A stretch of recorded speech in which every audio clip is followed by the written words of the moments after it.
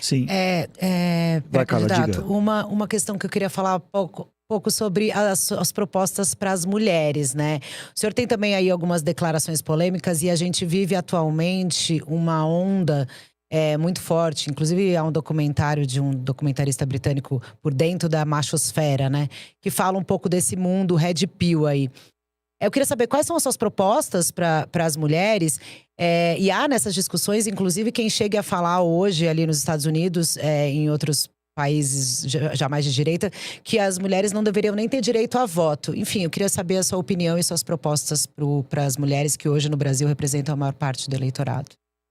De maneira objetiva, uma mulher se sente segura para andar na rua? Não. Assim como a maior parte dos homens não se sentem, mas isso afeta as mulheres de uma maneira diferente que os homens. Lei e ordem para permitir que a mulher tenha o direito de ir e vir.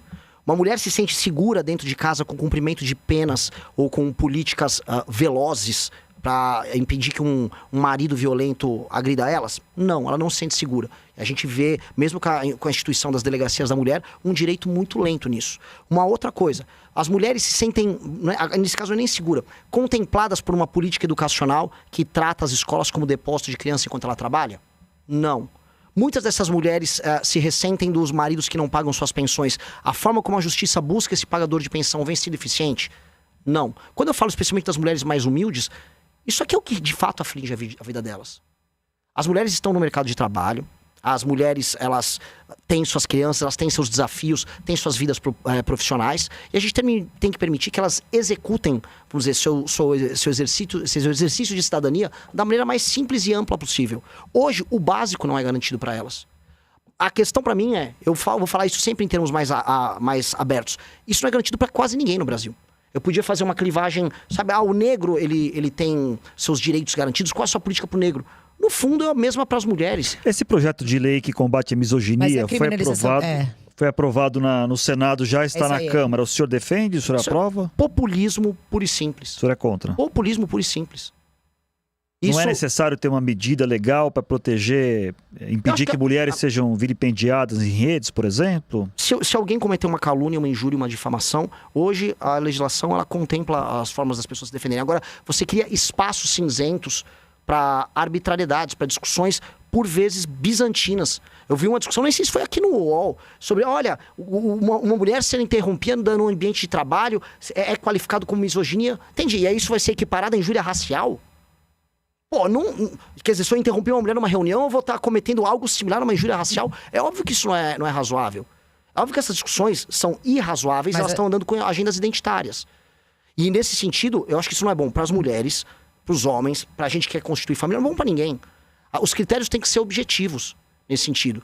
E quando a gente vai abrindo o escopo, isso aqui é uma misoginia, eu tenho que descobrir, isso aqui agora é misoginia, se eu interromper uma mulher na discussão, é misoginia ou não? Se eu interromper a Carla numa fala, eu vou ser preso ou não? Que isso? Então, assim, a diferença do remédio pro veneno é a dose. E a dose, em certas políticas identitárias, está passando muito do aceitável. E me assusta a direita bolsonarista que acha que tudo é uma armadilha eleitoral e quer, não, vou votar a favor. Não quer nem trazer discussão. E isso, desculpa pessoal, isso aqui não tem nada a ver com isso. Eu acho o movimento Red Pill tosco, ridículo, eu não tenho nada a ver com isso aí. Agora, eu tenho familiares, eu tenho irmãs, e assim, não é uma discussão com interrupções ou uma pretensa misoginia que traz medo para essas pessoas. É andar na rua e ser assaltada. Essa é a grande preocupação da maior parte das mulheres. Carla?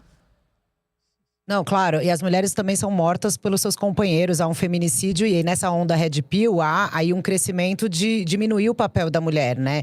Então, por exemplo, eu queria saber a opinião do senhor em relação ao caso do influencer, que é o policial rodoviário federal, que chama Café com Meu Pai. Acho que o senhor deve conhecer a história. Ele foi indiciado agora por falas misóginas. Então, eu queria saber se o senhor acha que é certo o indiciamento. E aí, só para concluir a minha pergunta, a pergunta do Zanini em relação ao PL da misoginia, o senhor não acha que se colocasse nesse PL justamente esses critérios do que é o que não é, não poderia ser uma solução?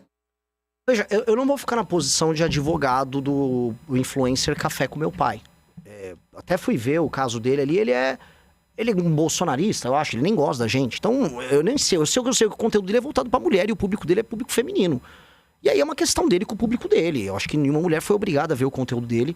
E não acho que, a não ser que ele tenha realmente cometido um grande crime, eu não acho que ele deva ser alvo de perseguição. Eu realmente não sei. Existe algum conteúdo absolutamente misógino ali? O que eu sei dele, até pelas estatísticas das redes sociais dele, é que mais da metade do público dele é composto de mulheres. A não sei que essas mulheres sejam masoquistas. Mas é que, infelizmente... Espera só um pouquinho. Mas a gente vai dizer pra elas o que elas podem ver ou não. Ah, entendi. Aí elas não têm capacidade de julgamento. É que são todas mulheres maiores de idade, de classe média, aceitando seguir um influenciador. Eu não quero me colocar aqui como um defensor do café com seu pai, porque eu nem sei direito qual é o conteúdo dele. Acho que é um conteúdo de relacionamento. Agora, é esse nível de tutela que a gente quer ter? Essas moças, todas maiores de idade, responsáveis, elas podem votar. Só que elas não podem ver um conteúdo sobre relacionamento. Entendi. Pô, a gente realmente acha que essas pessoas são umas idiotas. Sim, claro, são mulheres adultas, mas é que a gente tem um machismo estrutural enraizado e nós temos mulheres machistas, é evidente. É uma questão cultural mesmo. O senhor acha que isso também não tem que ser atacado? Então vamos criar filhos machistas que vão continuar agredindo mulheres e mulheres que vão continuar agredindo a ser subservientes aos maridos? O senhor acha que a gente não tem que eu não entendi tentar o ponto, evoluir como sociedade? Eu não entendi o ponto, assim… Então, que as moças que seguem esse cara, eu não sei o conteúdo dele. É um conteúdo sobre relacionamento. É um básico que eu sei. Não vou ficar assumindo o papel de advogado e influenciador. Agora, me parece que um cara que tem centenas de milhares de seguidores, ou, né, o que você está me escrevendo é um monte de mulher masoquista, ou nós estamos adotando um critério muito subjetivo do tipo, há um machismo estrutural, e aí essas mulheres não podem acompanhar o conteúdo dele. É um conteúdo que a elas, veja só, é proibido, porque senão elas podem reproduzir um machismo. Eu acho isso profundamente autoritário, acho isso profundamente vago e profundamente perigoso. Deixa eu fazer uma pergunta mais sobre a relação da sua campanha e da sua candidatura com esse público feminino. Claramente, o seu público prioritário nesse momento, o senhor já falou isso em algumas entrevistas, são jovens, ali, né, de 20 a 30, até 30 anos talvez, e majoritariamente homens.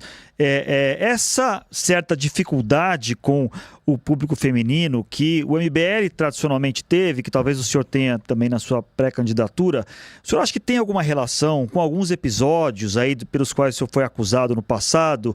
Acho que o mais notório deles, embora não seja o senhor diretamente a pessoa que falou aquelas frases famosas, foi o Arthur Duval, vulgo Mamãe Falei, né, naquela célebre viagem à Ucrânia, frases que eu acho que não preciso nem repetir aqui, mas o fato é que o senhor estava na viagem também, o senhor estava do lado dele, não sei se o senhor ouviu ele falando essas frases, mas enfim, o senhor acha que tem alguma resistência, esse passado de algumas críticas a comportamentos com mulheres pode de alguma maneira influenciar nessa dificuldade que o senhor pode ter na campanha, e se o senhor aceita e admite que cometeu alguns exageros e alguns erros com esse público no passado? Não é. É que o fenômeno da direita em rede social, ele é bem especial. Todo fenômeno de vanguarda à direita, ele tem de ser mais jovem e mais masculino.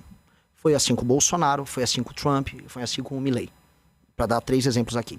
Todo fenômeno de esquerda, de vanguarda, jovem, ele costuma ser mais feminino, mais gay, com mais minorias. Isso na política contemporânea. O que acontece? Quando o MBL ele estava mais inserido, inclusive, no conjunto geral da direita, bolsonarista, até, por exemplo, 2019, nosso público feminino e masculino era completamente equilibrado.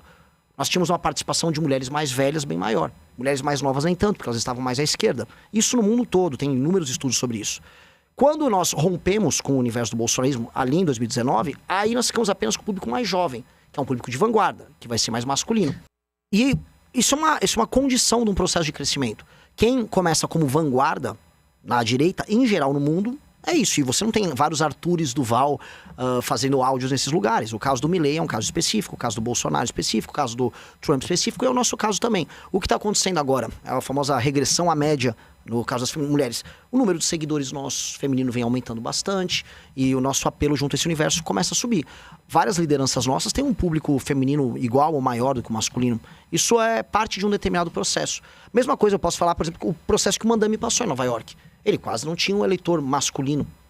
Ele passou por um processo também de conquista ao longo do tempo. Isso é parte do jogo, isso é parte de um processo de novidade política. Eu volto a colocar, a gente vai pegar um público intelectualmente muito curioso, a gente vai pegar um público muito aberto a novas tendências, novas linguagens na internet. Mas só para fechar esse tema feminino, digamos assim, o fato do Arthur Duval continuar no MBL, no Missão, ser uma pessoa importante, da sua confiança, participar da sua campanha, pode de alguma maneira prejudicar o senhor junto ao eleitorado feminino, o senhor acha?